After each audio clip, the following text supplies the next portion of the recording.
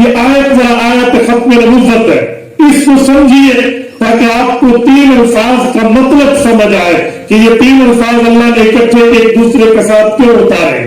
پہلا لفظ ما کان محمد ابا احد من رجالکم، یہ سورۃ نمبر 33 سورۃ احزاب کی آیت نمبر 40 ہے۔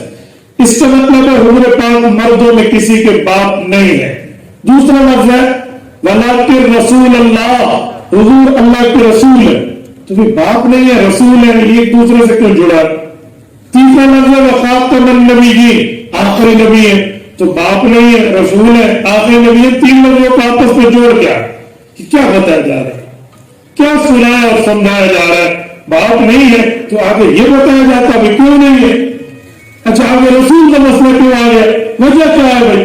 اب سنیں، جب تک کسی آیت کا شان نزول نہیں سمجھیں گے، شان نزول کہتے ہیں بیک گراؤنڈ کو، یعنی وہ کس تناظر میں اتری ہے، کن حالات میں اتری ہے، کن معاملات میں اتری ہے، تو اکثر طور پہ سمجھ نہیں آ سکتا۔ اور رسالت مآب علیہ الصلوۃ والسلام کی جماعت جن میں عینی شاہد دین کے یہ صحابہ بتاتے ہیں یہ آیت تب اتری ہے۔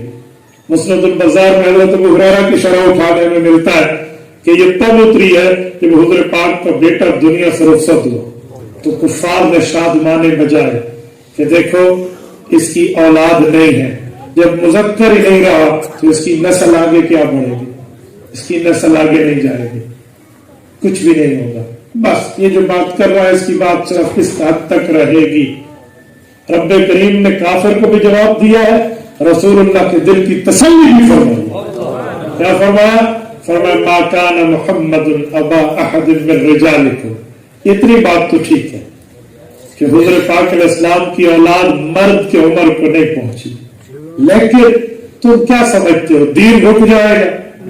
دعوت رک جائے گی، شریعت رک جائے گی، ایمان و اسلام و عرفان و احسان و مذہب رک جائے گا؟ یوں نہیں ہے۔ ولیکن رسول اللہ، یہ تو میرا رسول ہے، اگر والد ہو تو اس کی نسلی اولاد 4 5 10 15 20 ہی ہوں گے، کب تک چلے گا؟ کب تک باپ کی بات کو لے کر چلیں گے؟ یہ تو اللہ کا رسول ہے، اور رسول وہ ہے جس کا کلمہ امت پوری پڑتی ہے۔ اب یہ والد ہوتا تو کچھ بیٹے ہی آگے لے کر چلتے، اگر والد مردوں میں کسی کا نہیں ہے تو امت کا رسول تو ہے، اس کی نسل جو چلنے والی ہوگی، روحانی نسل امت جو اس کی ہوگی وہ اس کی دعوت کو لے کر دنیا میں پھیل جائے۔ یہ ہے ابوت کی نفی کے بعد نبوت کا اثبات کرنا۔ ایک ہے ابوت ولدیت، ایک ہے نبوت نبی ہونا۔ تو اللہ نے ابوت کی نفی کے بعد نبوت کی بات کی ہے، تو یہ ربط ہے کہ جو تم خوشی کے ساتھ گانے بجا رہے ہو، یہ جو تم بغلے جھانک رہے ہو اور باتیں ہانک رہے ہو کہ ان کی دعوت آگے نہیں چلے گی، اس کی مولاد نہیں ہے، تو اس کی تو پوری امت موجود ہے، وہ آگے لے کر چلے گی۔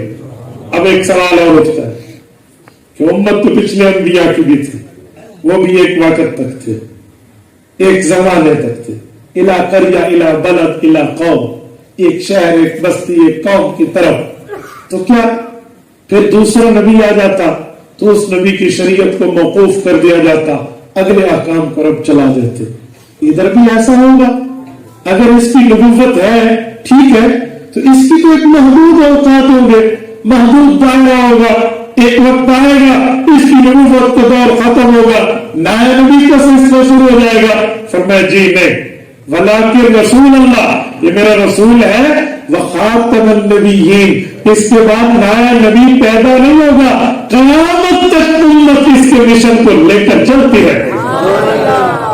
یہ دوسرا جو ہے بار ہے کافر کے اس سوال پر جس پر وہ خوشی منا رہا تھا کہ تو کیا سمجھ رہا؟ یہ رسالت مآب علیہ الصلوۃ والسلام کی دعوت قیامت تک چلے گی۔